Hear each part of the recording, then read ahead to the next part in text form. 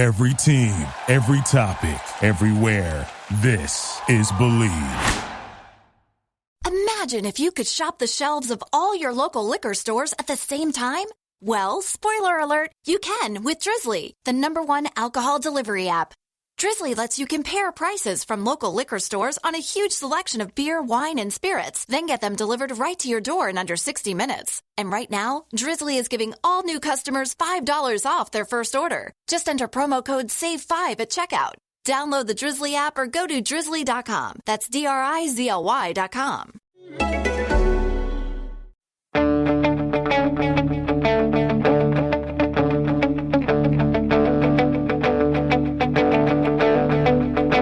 Ich warte seit Wochen auf diesen Tag und tanz vor Freude über den Asphalt. Als wär's ein Rhythmus, als gäb's ein Lied, das mich immer weiter durch die Straßen zieht. Hello and welcome to Gegenpressing, the Bundesliga podcast from the Football Grad Network. I'm your host, Bryce Dunn, and joining me, as always, we have two fabulous guests, is Manu Veth. Manu, how are you? Yeah, I'm excellent.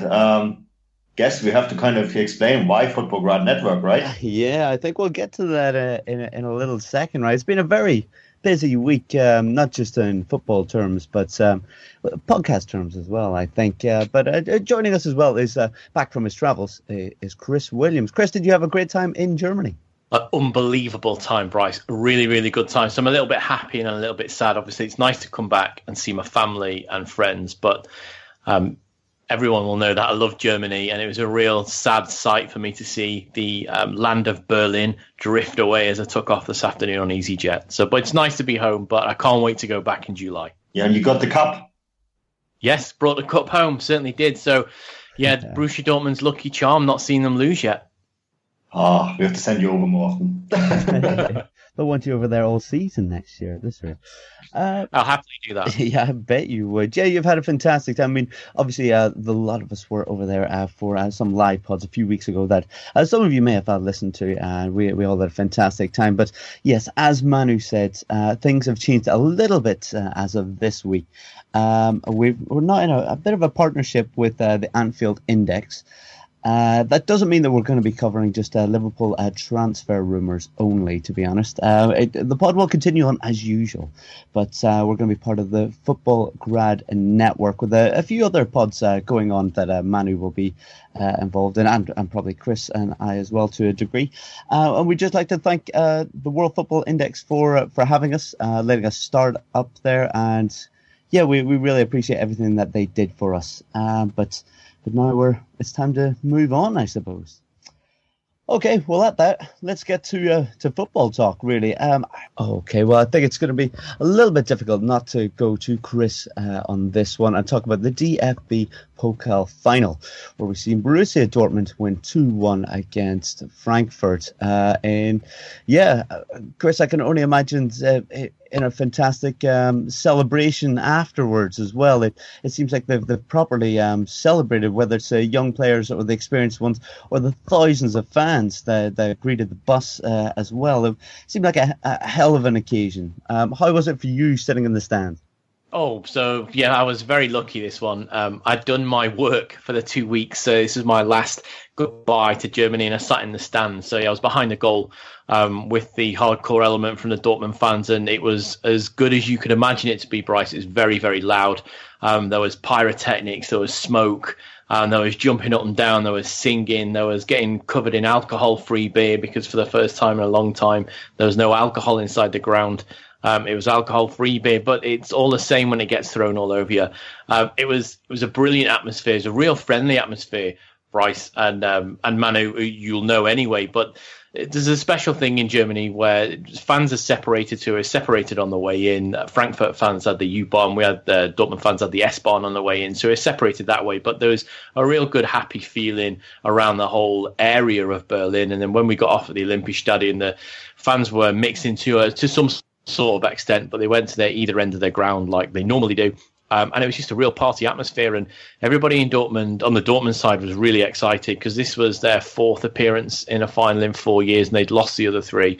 I was happy to tell them that they were going to win today because I was there, and I've not seen them lose. So I went for 3-1, and in the end, the post and the bar stopped it from being 3-1. But it was a really good match.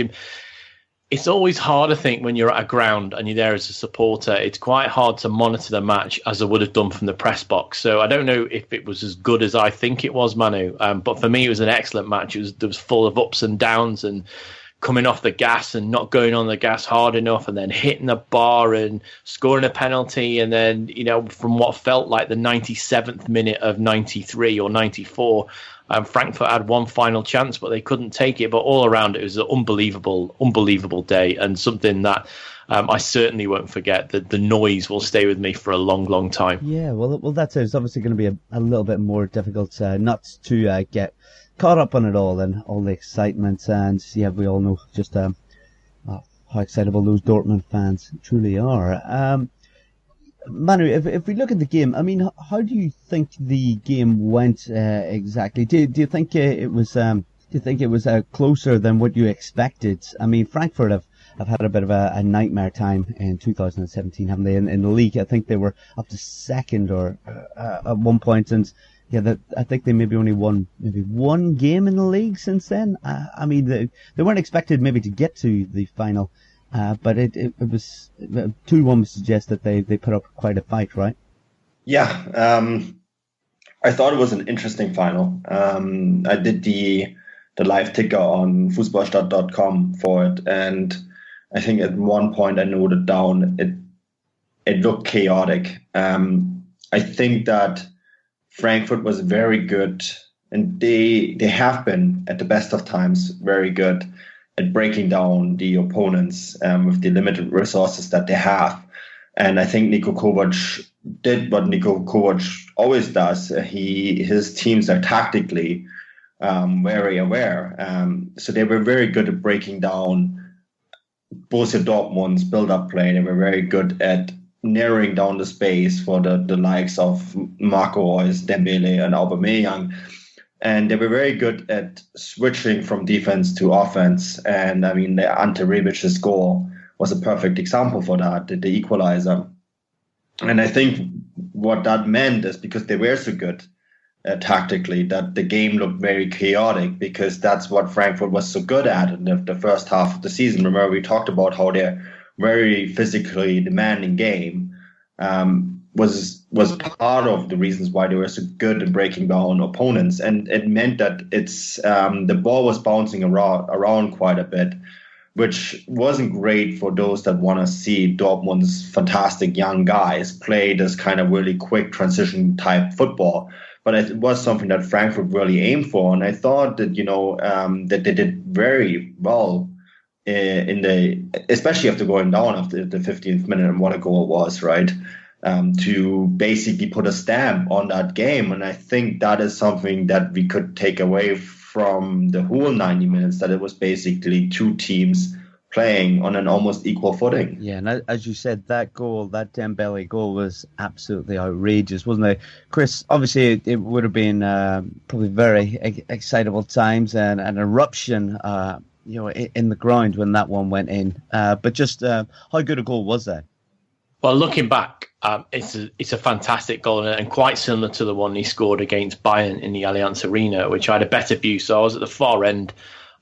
This goal went in at the Frankfurt end. I was obviously in the Dortmund end. So we saw him cut in and then the ball go in. I didn't see how good it was until half-time, when you see the replays at half-time. So we saw it then, just what a goal it was. And it's something that we've seen with Dembele all season. He is a danger when he's running at players, and he makes them panic. And I've, especially in the European games, we've seen defenders fall over, which I always think is hilarious when you've got world-class defenders or defenders who are at a very high level will fall over because someone's just running at them full pelt.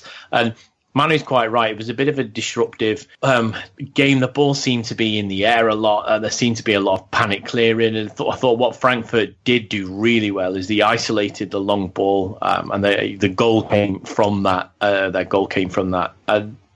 They really, really played it well from it was either Hector was able to use the ball out wide very quickly. And I think they knew that with Dortmund, they couldn't play through the middle of them. So they went over the top of them at times. And that really played to their strengths. And, at one point they hit the post. And I think it was 1-1 at that point where, they hit the post. That they could have gone in at halftime 2-1 up from being 1-0 behind, which would have put a completely different spin on the game. But I thought Dortmund started the second half a lot brighter. They went on the attack inside the first minutes, inside the 46th minute.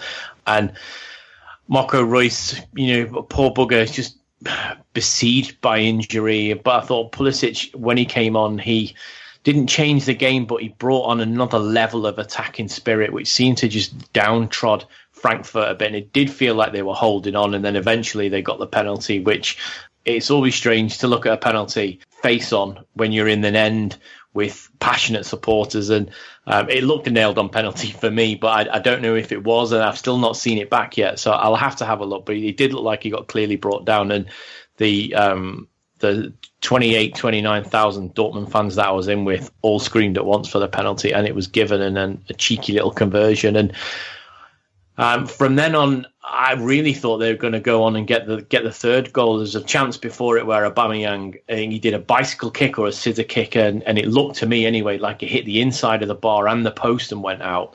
And then he broke through again. I think there was 3 or 4 minutes left, and he curled about ball round Lucas Strachey, and it just clipped the outside of the post again. And unfortunately, he didn't get it. But he looked like a player who was really up for it from, I'd say, about the 25-minute mark. It took him a little bit of time to settle, but I thought on edge, or just over the edge, that Dortmund deserved it. And Frankfurt looked like they were running out of ideas a little, but also running out of a bit of team morale. I think they could sense that Dortmund were going to go on and win it, and they did, and they've brought down that curse of the last 3 finals. There's plenty of people I was speaking to outside, actually, Bryce and Manu, who was saying that, if they don't win this time and they get through to next year's final, they might not think about coming because they'd all been there 3 years on the run and seen a defeat. Yeah, I think that is something that you could really sense from when you watch the game and the reactions of players. And Marco Reus, the moment he stepped up on that podium, he right away stroked the cup and gave it a kiss. I think there was almost a sense of relief among the players and the staff and Watzke and everyone involved with the club. And I think that is something that, the curse is lifted. And that is, I think, maybe one of the reasons why Borussia Dortmund were so nervous after they got the lead. You could almost sense that when Frankfurt equalized, are we going to mess this up again? Like we did 2 years ago against Wolfsburg, or last year when when Aubameyang missed the sitter just in the dying minutes against Bayern München, right? And you had a sense that they were a little shaken that, they could still lose this game. And it's interesting that you mentioned Aubameyang's chances, because here too, the bicycle kick was actually cleared off the line by Marco Fabian and then hit the crossbar on the way out. And the last one where he completely escapes Frankfurt's defense and is caught up by David Abraham, who is actually the only player in the league that's has a faster pace than Pierre-Emerick Aubameyang. A lot of people don't know that about him, but that Argentinian defender is very quick. And he actually caught him, right? And Aubameyang stumbles, sort of, gets the ball back, and then curls the ball on the net, and it just hits the crossbar. So that was a couple chances where they could have put it to bed. And, as long as it is just 2-1, there's always a chance to come back in. And I thought when Alex Meyer came on, Frankfurt had real poise, and they looked ready to come back into this match. There was a chance by Haris Severovic, who is not the greatest goal scorer in the world. I think he scored 3 goals all season. That something like that can go in. And if you're only up by 1 goal, there's always a chance. So, they saw it out, but I think there was a lot of nerves involved, and you could sense that when the game was over, that there was celebration, but there was almost more relief than anything else. Manu, obviously Chris said that he didn't have a chance to see it again. Was there any doubt over the penalty decision? No, that was a clear penalty. Look, Pulisic gets the ball, controls the ball, and then steps past Radetzky, and Radetzky clips him on the knee and brings him down. And anyone you speak afterwards, the commentators, the press, everyone said this is a clear penalty. No, we don't know Pulisic would have gotten the ball before it crosses the line, but we don't know that, right? Because he brings down the ball with the tip of his boot and then tries to make that next step as the ball is in front of him. And it's at that moment Radetzky clips him. I don't think it was a foul on purpose by Lukas Radetzky. He's a very good goalkeeper. And I think it was just, he tried to get to the ball and Pulisic tried to get to the ball. And it was one of those situations. And it's something that a referee would give outside the box every time. So I think it was a clear penalty call. And I think anyone who's seen the game, unless you're a diehard Eintracht Frankfurt supporter, would agree with that. And look, we're neutral on this pod, right? I know Chris is a Borussia Dortmund fan, but we're neutral on this pod. And it was a clear decision in Borussia, a clear decision, and the referee, Dennis Eitekin. I thought Dennis Eitekin in general had a very good game as a referee. The entire team had a very good game. We don't need to talk about the referee today. So, that's always a good sign. So, yeah, clear penalty, right decision made. And how good was the Panenka by Aubameyang? Yeah, very cheap. Yeah, it seemed to take an age. I was looking through the net for him to take it, and it seemed did it go high? It just seemed to take ages to loop down. It did. But I mean the weight that was lifted off everybody's shoulders behind the goal and to the sides, the place went mad. There's people, as you do when a goal goes in. Everywhere's the same throughout the world. When a goal goes in, people go mad. That's why we love football. And it was just real good scenes and something to just be amazed to be in the middle of. And they just do something different across the whole of Germany. When goals go in, it's a real celebration. And there was a lot of worried people, Manu, and you're quite right. Frankfurt came into it last few minutes, and when the very last kick of the game was the free kick on the right-hand side, wasn't it, when it was lifted into the box, and there was a lot of people turning around, didn't want to see it because they were thinking, oh, here we go again. I've no idea, but it seemed to go way over the 4 minutes that were given. It felt like 6, but it probably wasn't. That was probably just the tension that was in the stands, I would think. Chris, it was exactly 4 minutes. There you go then. So it seems a long time, doesn't it, when you're waiting for the final whistle to go? It was exactly 4 minutes. I think he even ended it early. I think it was at 3:50 or 3:55. So, I bet it felt forever for you. I was typing up a storm doing the live blog, so I was like, come on, give me the final whistle. I want to get out of here. I want to open my bottle of beer. No, it was exactly on time, and I didn't really have a feeling that Frankfurt would equalize, even when they had that last-minute free kick. They didn't seem to have the power anymore. They seemed very tired, and of course, when you're in the stadium and the anxiety hits, right, it's a very different feeling. But I think at that point I was very sure that they would have it. I think you make a good point there. So if we do have any new listeners this evening, we are completely neutral on this pod. And Manu and I are both accredited journalists, and we sit in the press box on many, many occasions in different clubs, different grounds. And for anyone that doesn't know, we're out in Leipzig, so we're Leipzig, Bayern Munich, and you're on the side, and you get a completely different perspective when you're on the side. But for last night only, I was in the Dortmund end, so I'll have a little different perspective than I would have done had it been on the side. But you did get that card from the DFB, didn't you?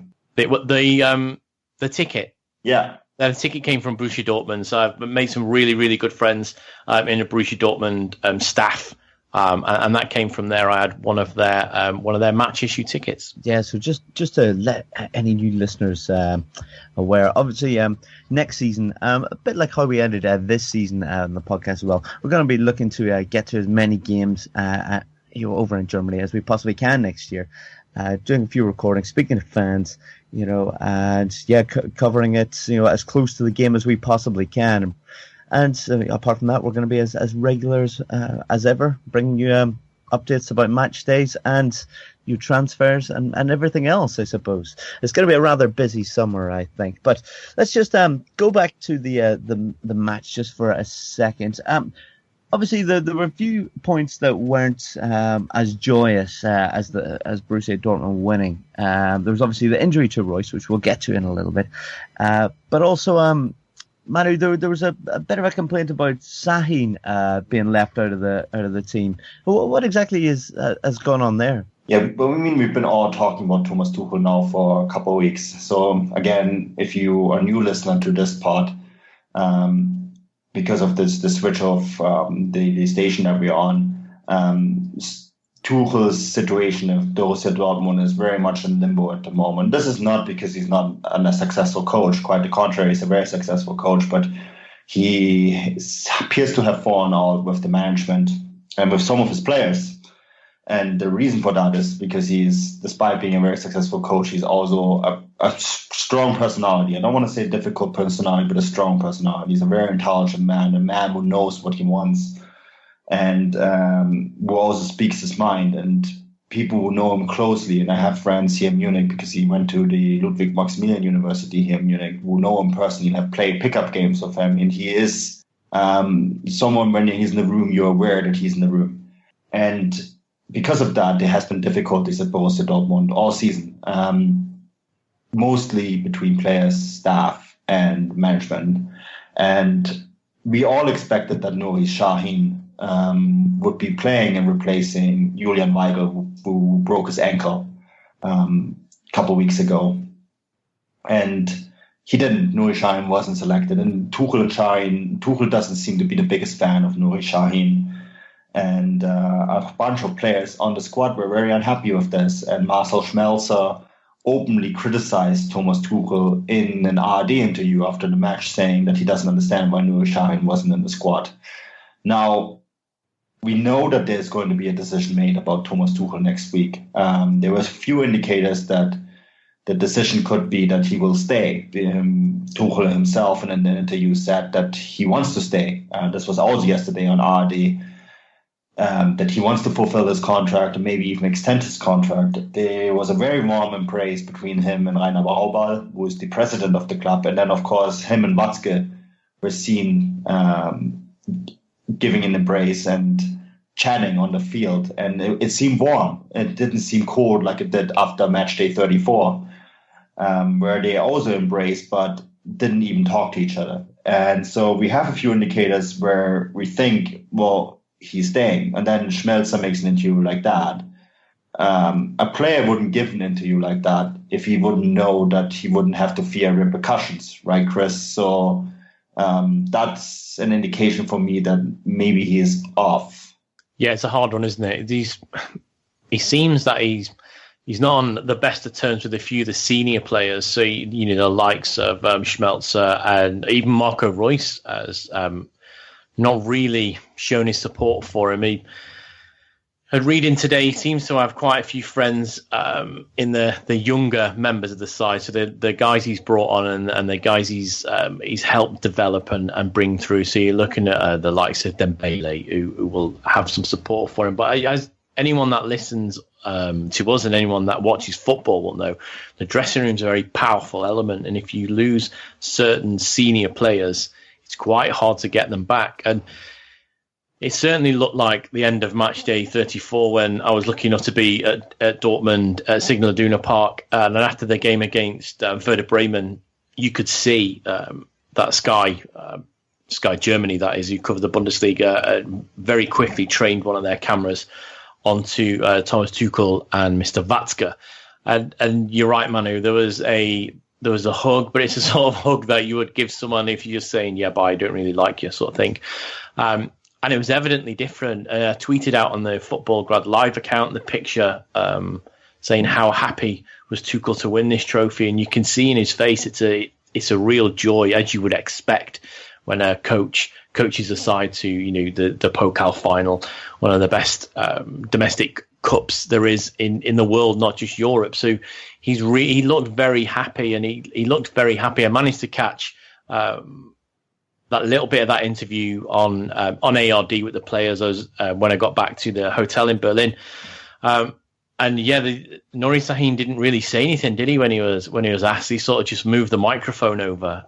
But Thomas Tuchel looked a happy guy, and I don't know, is it a little bit late for him? Has the damage been done? And we've already talked about irreconcilable differences, haven't we, on this pod between the management, the higher management of Borussia Dortmund and the coach himself, the head coach, Thomas Tuchel. So it's going to be interesting to see. But as we found out very quickly, things don't take long to come to the fore in Germany. So I would be unsurprised if we don't know the future by this time next week. That's just how quick things happen. If you haven't heard anything by Tuesday or Wednesday, as in is he moving on, then he may not be. Yeah, it's interesting. Today was, of course, we call in Germany the Festakt, the arrival of Borussia Dortmund in Dortmund, the Caravan, or on the Borsigplatz, which is, of course, the historic square in Dortmund where Borussia Dortmund was founded, right?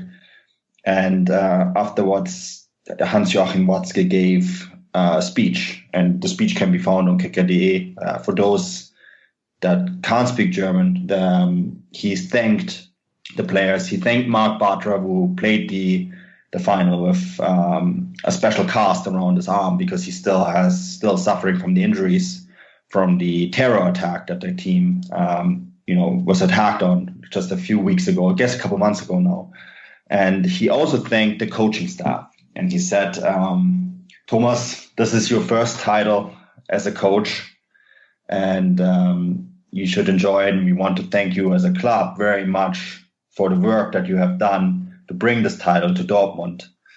And he said there's a few other nice things, but he never said, I hope there will be a lot more titles to come. Or he never said, see you next week. See you next week. It didn't seem like a goodbye, but I also left the doors open. Like, he didn't use the words. When in any other situation, if Jürgen Klopp, when he was back in Dortmund, if he had won the title, would say, well, we'll hope that this is going to be the first of many titles to come with you as the coach, right? But he said, this is your first title as the coach, and it's a massive benchmark for you and your team. But he didn't use there was no connection between the title, the coaching staff, and the club in the wording. Now, could be tactical, right? He doesn't want to go into this talk and saying, well, in the speech that you gave at the Bankettrede, as you call it in German, you didn't say, look, you said, well, this is the first title of many that you're going to win with us, right? So this is all tactical games at the moment. And I think there's still a chance that Thomas Tuchel could be coach next season. And it will be really coming down to what will those two and Michael Zorc. And Michael Zorc got an extra speech, by the way, too. He called him the best sporting director in Europe because he's won all the titles that they're to win now. And because he's managed to rebuild the squad every time they lost a big player. So he's called him the best sporting director in Europe. And I think he's not that far off of that one.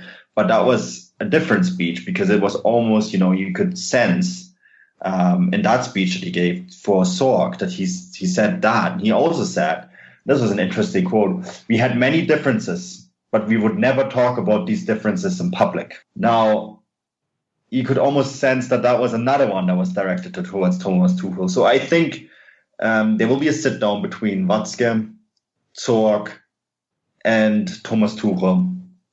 And in this talk, anything could happen. And it really will come down to, are we going to do this together? Are we going to be in a partnership where we are going to discuss things openly between the three of us and maybe even fight between the three of us, but none of that will be leaked to the public? Are we going to be able to move this team forward the way Borussia Dortmund wants to display itself in the world? Are we going to do that as a united front?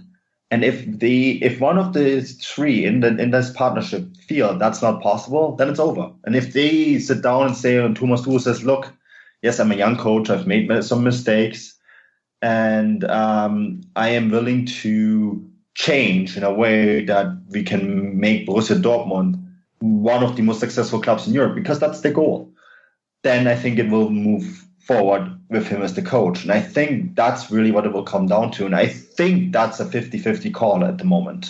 He certainly looked very relaxed on the bus, didn't he? If you've managed to see the video that was streamed via Dortmund's Facebook page, he was laughing and joking, and he's also laughing and joking with the press that are on. And I've seen some clips of him where he's he's trying to back up his dancing's actually not as bad as everybody made out last night, because obviously the team went out to the Adagio nightclub in Berlin until very, very early this morning.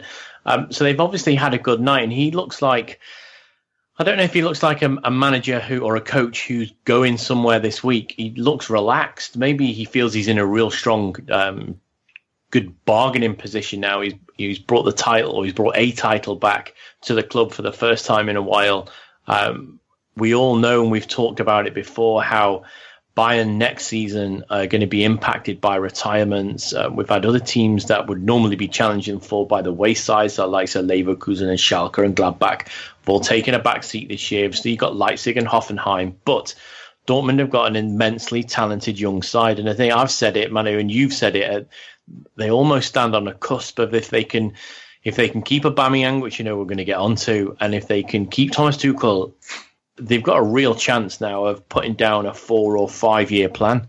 It's whether he's going to be the man to do it, or is Lucien Favre going to come in. This is what we're going to, I think, find out very quickly in the next 48, 72 hours. Well, Chris, do you mind me asking, what's the view from the Dortmund fans? Do they want him to stay on, or not?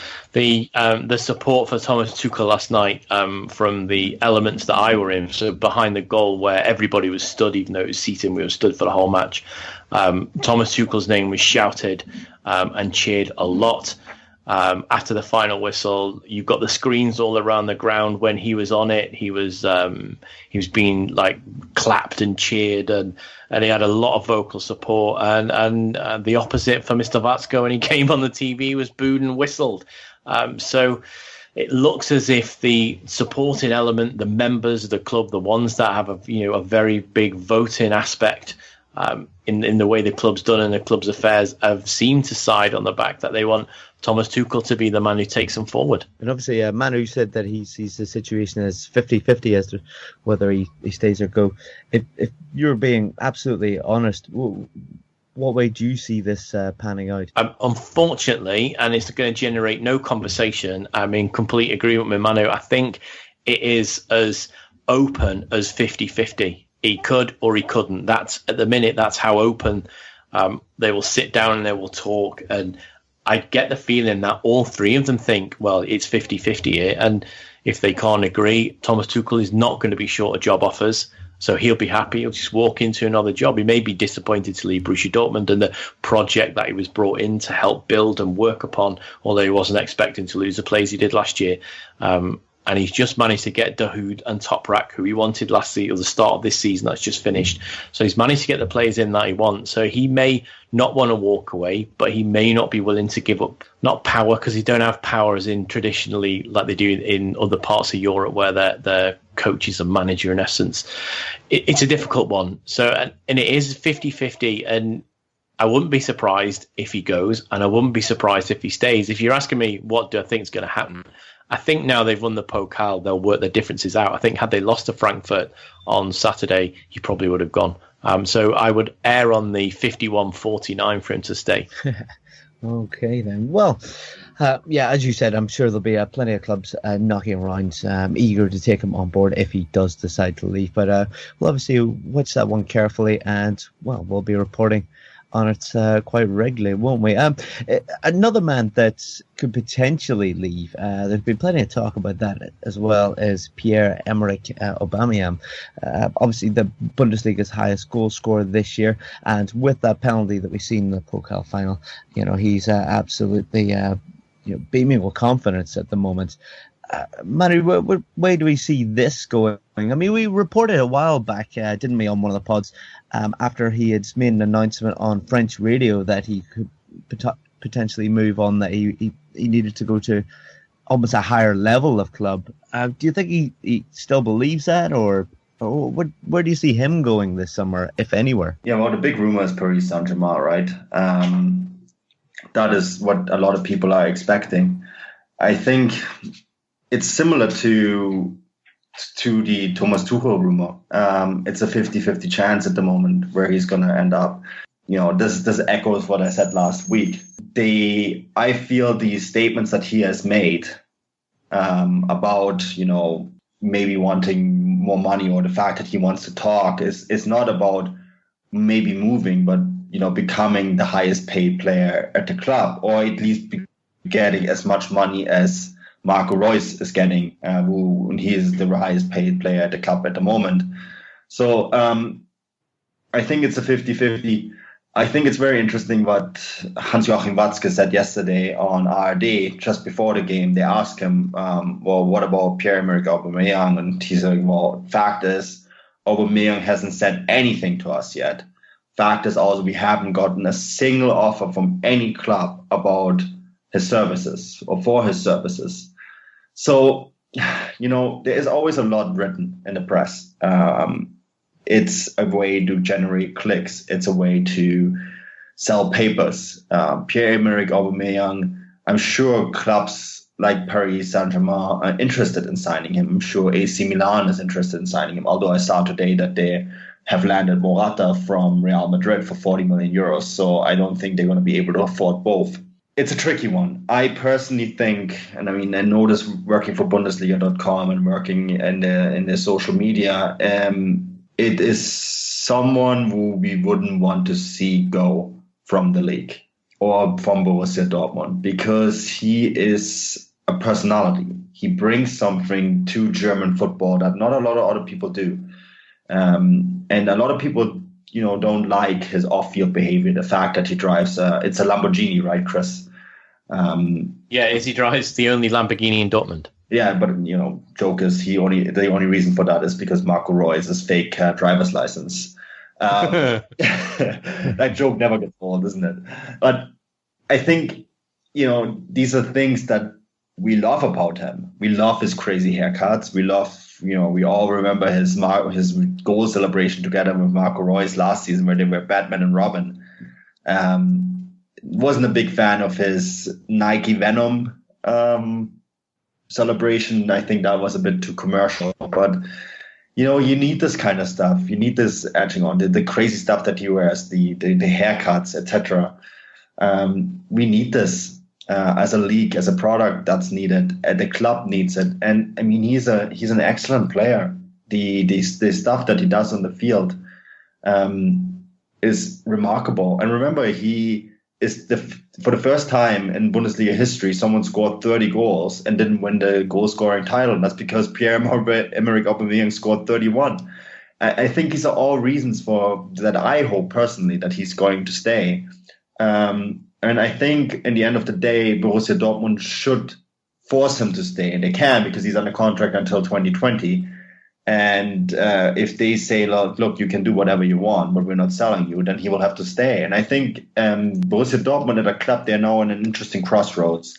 I remember when Bayern refused to sell Franck Ribéry all the way back, I believe it was in 2008 or 2009. And they more or less forced him to stay, and then he ended up signing a new contract. And that did a world of good for Bayern München, because they became a world-class club after this. And the league made a huge step forward. And I think this is the same thing. If Borussia Dortmund wants to get into the same level than Bayern Munich are, they need to keep him in the club. And they have all the tools to do so, because he's under contract.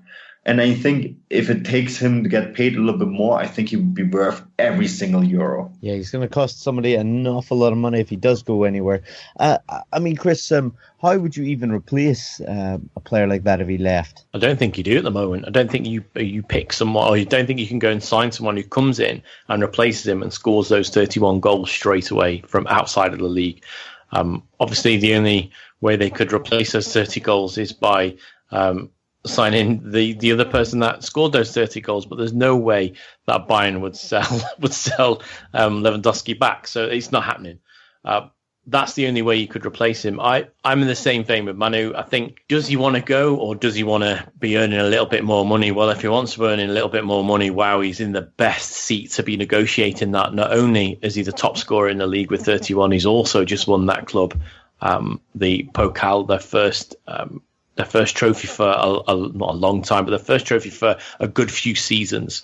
So he now holds all the tools to be able to get himself a more improved deal if that's what he wants. But he's come across the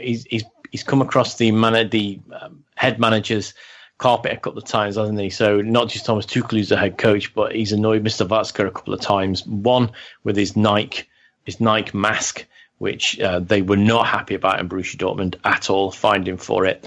There's all stories about him jetting off. He's got a private jet, by the way. So he jets off back to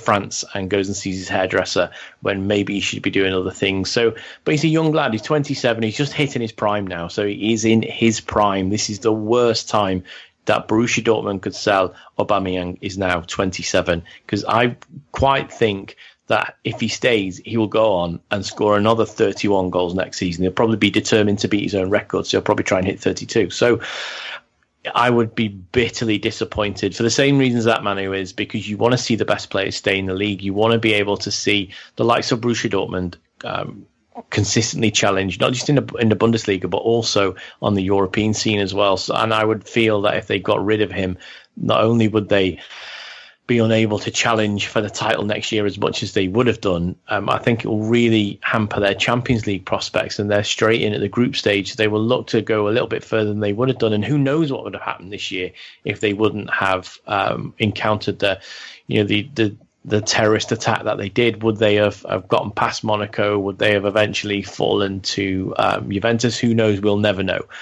But I would like to see Aubameyang stay in the league, and that's purely from a selfish point, because I'd like to watch him week in, week out, and I'd like to be able to come on the podcast and talk about him. I'd like to be able to write articles for him for Fußballstadt.com and for Football Grad. So yeah, I really hope he stays, and I would fear for Dortmund how they replace that many goals. We've seen it throughout the whole of Europe. A player of that stature leaves. How do you replace those goals so quickly, especially when the teams around them aren't going to be selling? I can't see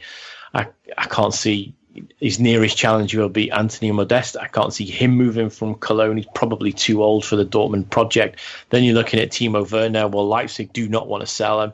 I've lost count of how many times I've said that this week, mostly to Liverpool fans. I'm a Liverpool fan myself as well, by the way, who think that Naby Keita's on the next plane home, or the next plane over from Germany. He's not. Leipzig don't want to sell. They don't want to sell Keita. They don't want to sell Werner. So who would Dortmund replace him with? It would be really, really hard for them to replace Aubameyang, and it would be detrimental, I think, if they sold him. Yeah, I couldn't agree more. I think we've just seen them go through a bit of a transitional and developmental season with Tuchel and a lot of the young players, and they've made a lot of ground, especially towards the end of the season, and losing him would just be a backward step, really, wouldn't it?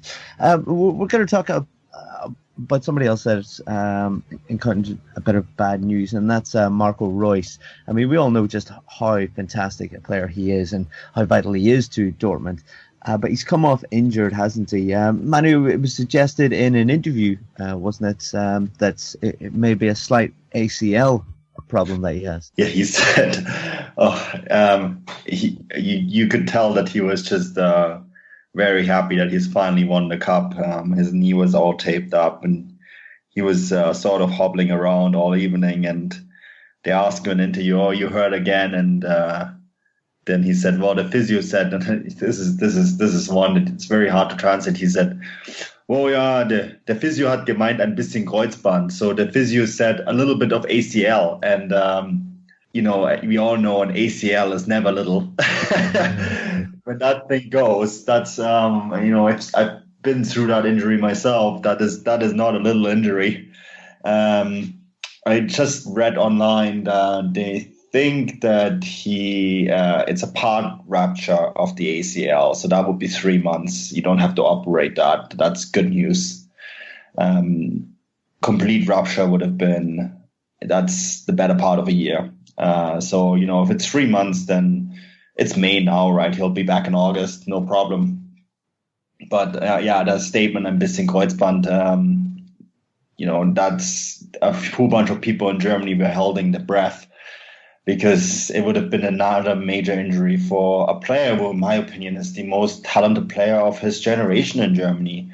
And it has been, when you look back, he got hurt in the last test match before the World Cup. He would be a world champion today. The amount of titles that Borussia Dortmund maybe could have won if he were fit. So, he's the most talented player of his generation in Germany, but probably also the unluckiest. And I don't know what they need to do to keep him fit, but he's very daned. You know, when you look at him, he's a very slight frame, and it's tricky to look at that and say, well, what can we do to stabilize his body so that his body can withstand the enormous pressures of being a professional player. So I only can wish him all the best, because I personally I love watching him play. When he's on, it almost seems like he floats over the field, doesn't it, Chris? Oh, he's a fantastic player, and he's had an awful season injury-wise. His season didn't start until November, so he missed the first couple of months. Then he picked himself up a couple of yellow cards, so he missed a game. In fact, it was the last game of the first part of the season, so he didn't play in the draw against Augsburg. And then he was just getting back into the swing of things, and he tore his hamstring, didn't he, against Bayer Leverkusen in that 6-2 victory. He came off at half-time, and then we didn't see him again until they played Frankfurt, which was in April, and he played half a match there, and they won 3-1. And it's been a part then for him getting back from the hamstring injury he had. So he played half a game, then it went up to 60 minutes, and then he didn't really play a full. Well, there's no really about it. He didn't play a full 90 minutes until match day 33 when they played Augsburg, and then he played a full 90 in the game against Werder Bremen. But if you have a look over the 34 match days that we've had this year, he's only played 90 minutes 5 times. It's a lot. He's played 18 games in total, and out of those 18, he's only played for the full lot for 5. He's been out injured the rest. And we said it earlier on, you could see how happy he was to win that trophy. And a partial ACL tear, wow, I don't know if I've heard of one of them. You either normally tear it badly or you aggravate it. So I'm hoping it's a 3-monther. It could be anywhere up to 6 though by the time he does his rehab, and I fear for him. And you're right, Manu, he is an exceptionally talented player, and he just seems to have been beset by injuries for the last couple of seasons. Yeah, it's a bit of an odd one, isn't it? You don't normally hear players just kind of brush off, it's a bit of an ACL issue, do you? It's normally a little bit more important and detrimental. It might be, Bryce, that he's had a cup final win yesterday. He's over the moon. He probably doesn't want to think about the fact he's not going to kick a ball again for 3, 4, 5, 6 months. He probably wants to enjoy the moment, which is why he may have just been able to shrug it off and laugh it off. I think tomorrow morning when he gets up, now all the celebrations are gone, he may be in a different mindset. Yeah, very true. He might be almost just enjoying the moment, eh? But yeah, we'll move on. Hopefully Marco Reus, can be fit for the start of the season, but that would suggest that it might be a little bit longer than that. So let's look at a few of the other things coming up. Chris, I think it would be a bit silly for us not to mention this 180 minutes of hell, the relegation. I think we need to touch on that a little bit. The relegation battle. You were at the first round where we see Wolfsburg win 1-0. How was that game, and how do you see tomorrow's match going? Oh, it's a little nervy, as all relegation playoffs are. So if anybody's unfamiliar with the format of the Bundesliga, it's the bottom 3 that go down and the top 3 that go up. That's for a normal league. In the Bundesliga, it's the bottom 2 that get relegated automatically, and the top 2 from the second Bundesliga get promoted. That leaves your 3rd place in Bundesliga 2 and your 16th place in the Bundesliga. They play each other over a 2-legged fixture, and it's a relegation playoff. And that's why I was lucky enough to go to the other night in Wolfsburg, Thursday night. It was nervy. You couldn't really tell who was the Bundesliga side and who was the Bundesliga 2 side. I thought Braunschweig played very, very well, and they'll be happy that it's only 1-0. It could have potentially been a little more, but it's a slim lead that Wolfsburg will take away with them. It's 180 minutes of hell for a reason. Yeah, Manu, obviously you're going to be a little bit tied up with the other 180 minutes of hell that sees 1860 in Bundesliga 2. Them trying to get out of that one, really. I mean, you guys were 1-0 down, but managed to come back in the last 5 minutes, was it? Last 7 minutes, and make it 1-1. I mean, how do you feel about going into the second leg of that? Well, it's a positive result. I guess we have the slight advantage now, but I just finished a preview on that. Actually, both the previews are up on fußballstadt.com for the return legs. I think it could be a 0-0 tie, which then, of course, would see us through. But my tip was 1-0 for 1860. The reason I tipped that is because the last time the teams were in the same league was in 2012, 2013, and the away fixture was 1-1, and the home fixture for 1860 was 1-0. And I hope that will happen this week as well. I saw today 60,000 tickets have been sold already for this game. So I'm positive there will be 75,000 1860 fans in the stands at the Allianz Arena. That's an edge that is going to be hard to take from us. Yeah, very much so. They're going to be two very exciting ties, and I would advise people to tune in for them, two very tense ties.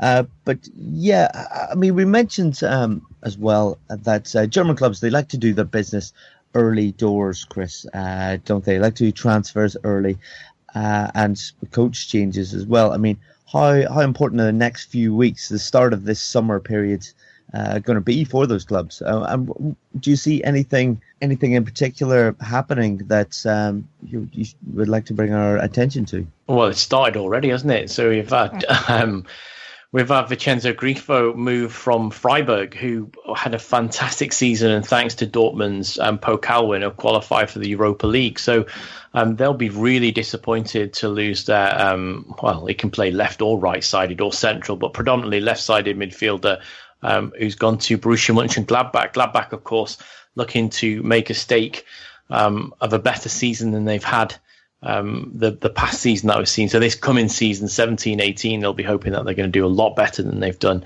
languishing a little bit lower than they would have liked this season just gone. So yeah, they've made their move already, and it's almost that will start now, the crescendo of transfers of people moving, and there's already been links. There's just so many links going on at the moment. It's whether they're going to happen in the next few days. But yeah, you're quite right.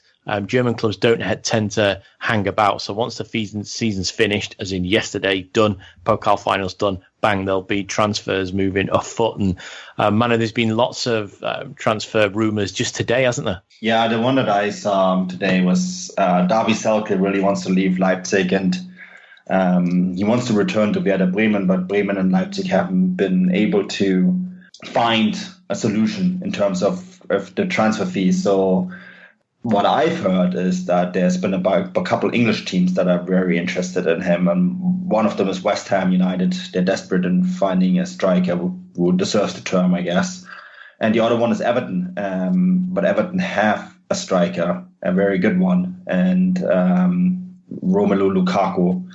I mean, if you believe the Salke rumor, that would kind of tie in with Romelu Lukaku possibly leaving the club. So I find that one very interesting. But Selke has been somewhat adamant that he wants to stay in Germany and that he wants to return home to Bremen, to his former club. So that's going to be an interesting one, a rumor that we're following. And the other one is that we all kind of know this is going to probably happen very soon, right, with Alexis Sanchez, but the Chilean Football Association with a big oopsie.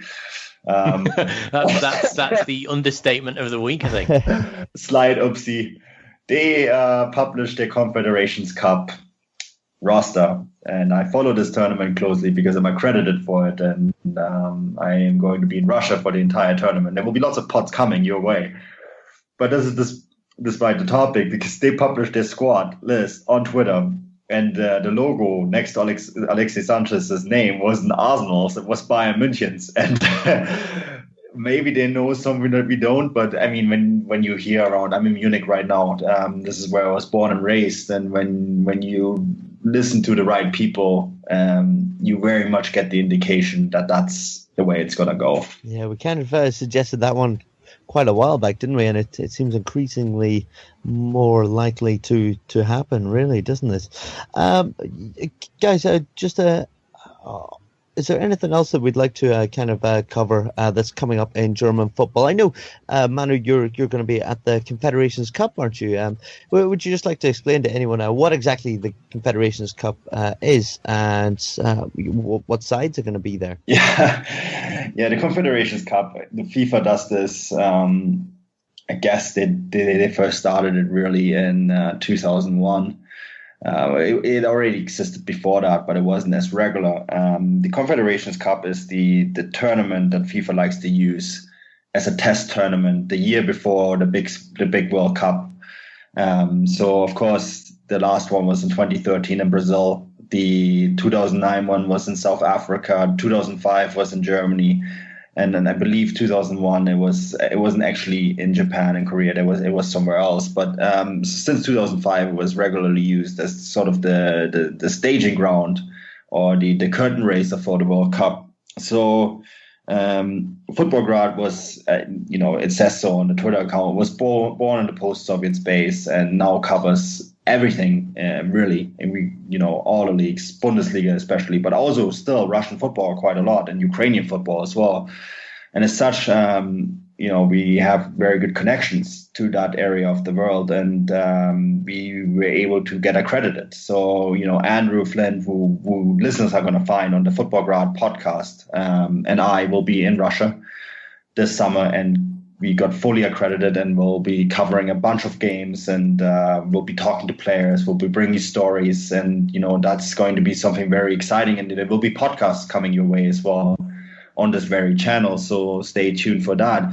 But what we're also really hoping to do, and this is something that's going to be a wider range, is that we're going to send a whole team there next year. So we're going to try to cover as many games and teams as possible for the World Cup. But to get back to the Confederation Cup, it's basically the 6 continental champions, the world champion, and the host. So Germany, Russia, New Zealand, Australia, don't be confused, they're the Asian champion, Cameroon, Portugal, Chile, and Mexico, and Russia and Germany, of course. Yeah, it sounds fantastic. And will they take first teams there, or how seriously will the sides be taking this competition? Yeah, so, it really varies, but Germany, they're in a difficult situation that they want to rest 7-8 players this summer, so they have. And they also, the U21 tournament is very important for Germany's National Football Association, the DFB.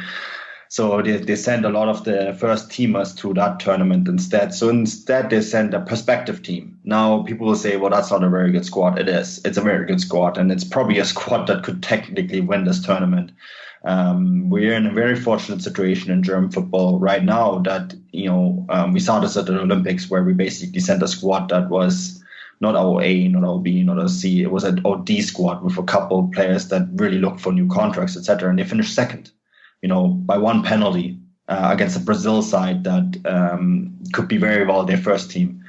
So we're very deep right now, and I think we're going to send a squad that's going to be very good. And we have a very good article on the squad that we're sending to the Confederations Cup and the individual players and players to look out for, because there's a bunch of very interesting names on that squad list on fußballstadt.com. So if you're interested to find out more, you can go over there and find that article there. I mean, it may be a young squad, but look, straight away you've got Ter Stegen in goal, Barcelona goalkeeper. Then you've got defenders, Ginter, Hector, Henrichs, Kimmich, Plattenhardt, who's had a fantastic season, Süle, who's going to go to Bayern, and then the midfields and attackers. Wow, I'd handpick most of them to come and play at Liverpool. You've got Julian Brandt, Emre Can, who's at Liverpool.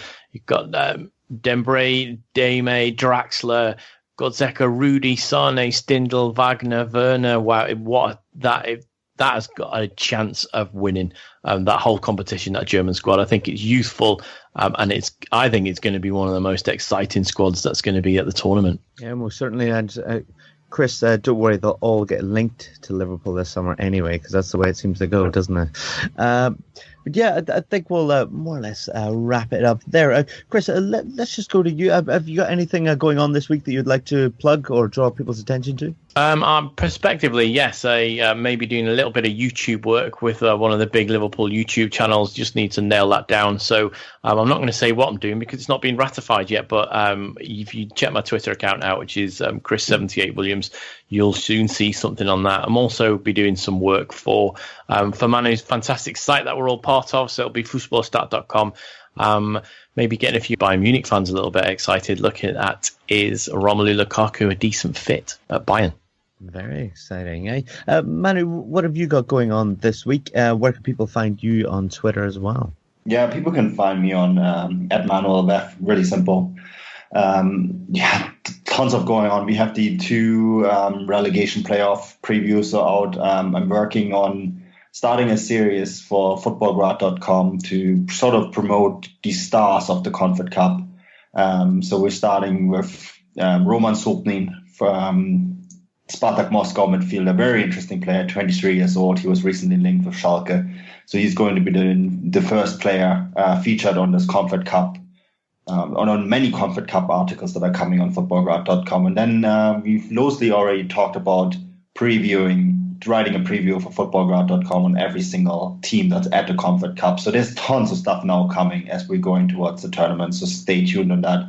Can be all found at Footballgrad Live, including this podcast. Yes, indeed. I think we'll more or less wrap it up there. I've been your host, Bryce Dunn. You can find me on Twitter at Bryce Dunn 11. Thanks for tuning in, especially to our first podcast with the Footballgrad Network. Yes, we lived up to the German transfer rule and doing it early doors, didn't we? But we're going to have plenty more coming in the next few weeks, months, possibly years. Make sure to tune in. We'll have plenty of transfer rumours, I think, next week, as always. And auf Wiedersehen.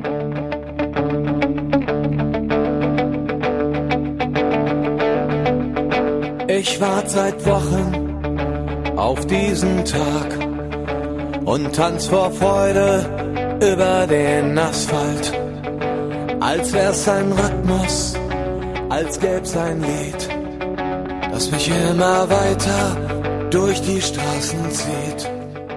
Komm dir entgegen.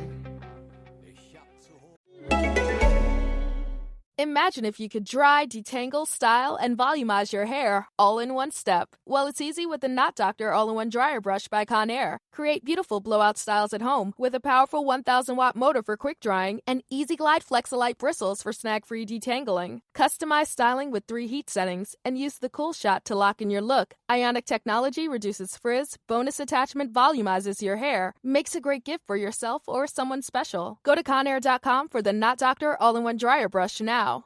It wouldn't be the holiday season if there wasn't candy, right?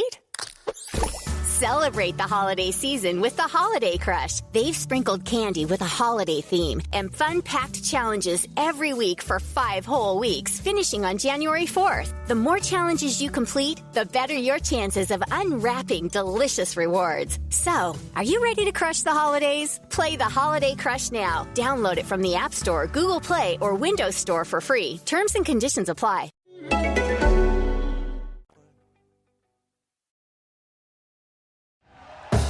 Thank you for listening to Believe.